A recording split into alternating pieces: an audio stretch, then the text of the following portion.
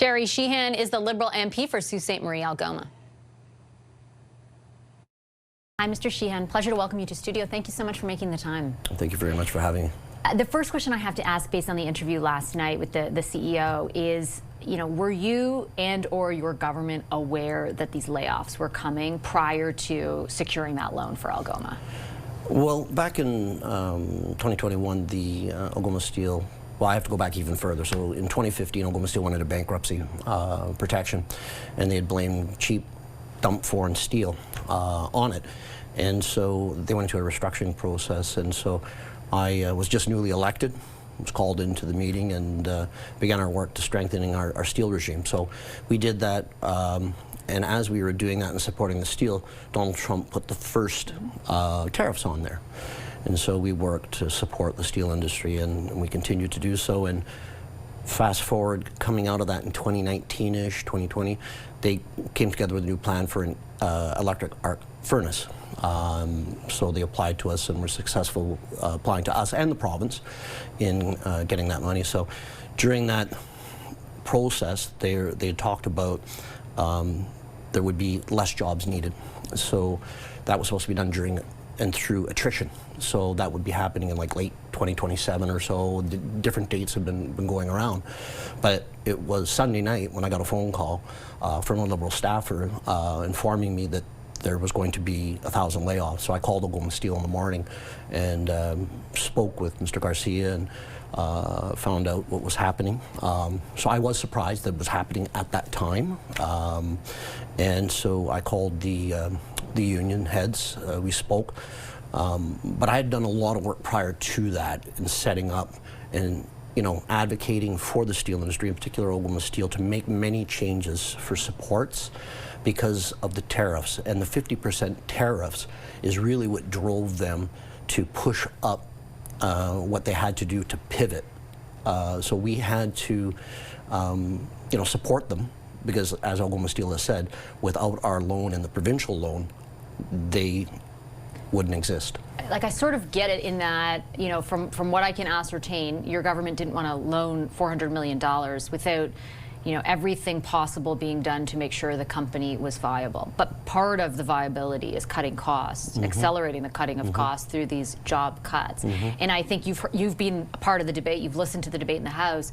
The question from the opposition to your government has been, like, why, when you loan this money, did you not attach conditions that there not be job losses? But from what I could tell from what the CEO said, it was actually like, not that the layoffs were a condition of the loan, but that accelerating this transition, which includes those layoffs, is part of the reason they even got the loan. Is that fair? Well, the way it was conveyed to me was that the loan was made to help them pivot. To help them pivot to new lines, because basically they've been shut out of the American market since they exported 50% to 60%. And so basically their coil product was non-existent. Algoma Steel pays the tariff, the end consumer doesn't, so they were bleeding really bad.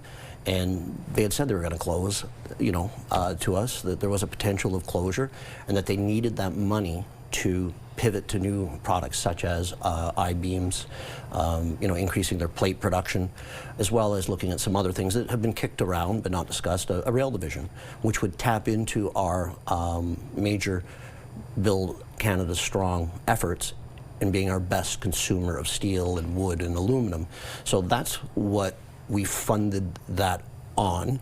And so with the 50% tariff still on there, it accelerated, according to the executive of Algoma Steel, accelerated their plans. Do you feel, though, that your government, and this isn't directly aimed at you, but the government, the ministers who are speaking are being transparent with Canadians about what they knew and when? Like, I think that there is a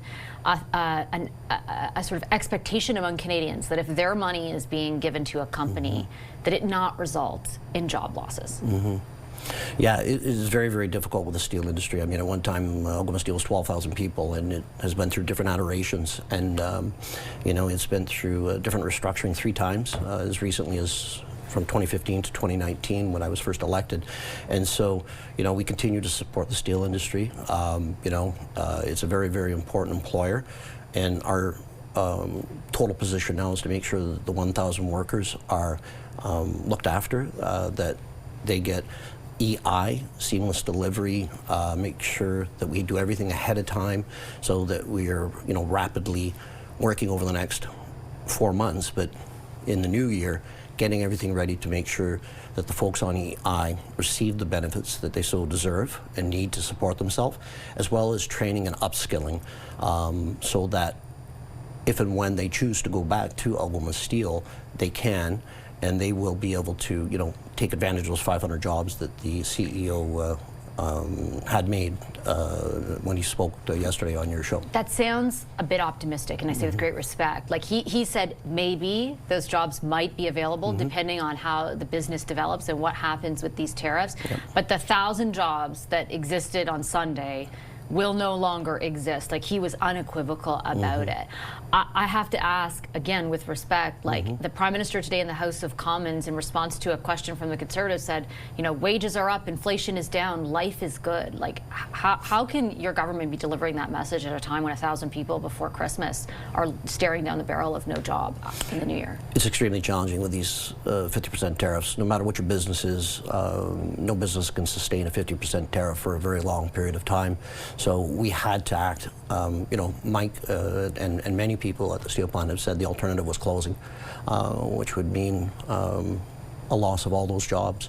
And it is very, very challenging time. So we're going to be there and continue to support the industry and the workers. We'll train and upskill them as they require to either work back at Algoma Steel, but perhaps somewhere else. But also highlight. Is there somewhere else? And again, I ask with respect because I've spoken to the mayor. I've spoken to the, you know the community better than I do. The real worry is these are good paying jobs that the community does not have the ability to absorb. Yep, and that is the challenge. So we have to redouble our efforts on diversifying our economy and attracting new businesses as well. And so I've conveyed that to the Prime Minister. I've conveyed that to cabinet ministers that, as we're going out and finding new partners to trade with and to deal with and to do business with, that keep Sault Ste. Marie at the forefront, because we do have, and we're a center of manufacturing excellence. So I know that, the people that live in Sault Ste. Marie could make anything. So that is part of what we have to do, and we have to redouble our effort. And I'm committed to doing that with the same passion that I've always done that, to support the workers, to support the steel industry, but we have to diversify our industry in Sault Ste. Marie. The diversification efforts underway, best case scenario, are medium to long-term impact. I think those families tonight, and probably many others in the community, are worried about tomorrow, the next month, the month after that. What's your message to them tonight? We'll be there. And that what does that mean? Well, we'll be there because we're going to make sure that we work together as a team. And that's one thing that Sault Ste. Marie is. We're very resilient. And when we are challenged, and we've been challenged again and again and again throughout history, we come together. All levels of government. Forget the politics, forget all the partisanship. It's all about working for those workers. So we're going to be there for them and their families, and make sure that the supports are there. We have made changes in recent months to make sure that EI is more responsive, that is quicker, and that people can keep more of their money and get more money whilst they're on EI. Plus, we've also funded labour market agreements, and we'll work with the province of Ontario to make sure that those that wish to be trained, retrained, get a ticket, upskill, will have that opportunity so that they can continue to make a great wage for themselves and their family. Okay, I've got to leave it on that note. I'm out of time. Thank you for your time, Mr. Sheehan. Thank you very much. Appreciate it. Appreciate it very much. Thank you.